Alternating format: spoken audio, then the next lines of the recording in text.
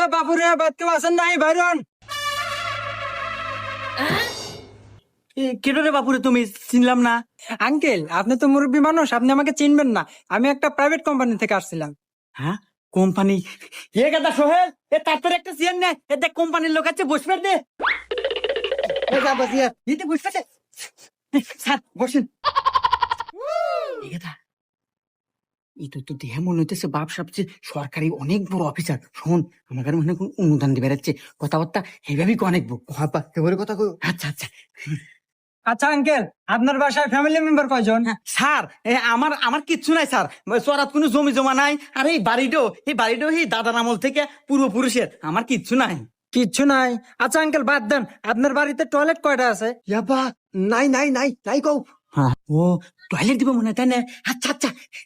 Sir, আমার বাড়ির toilet নাই স্যার। আগার মোটেও নাই, আমরা কোনে কি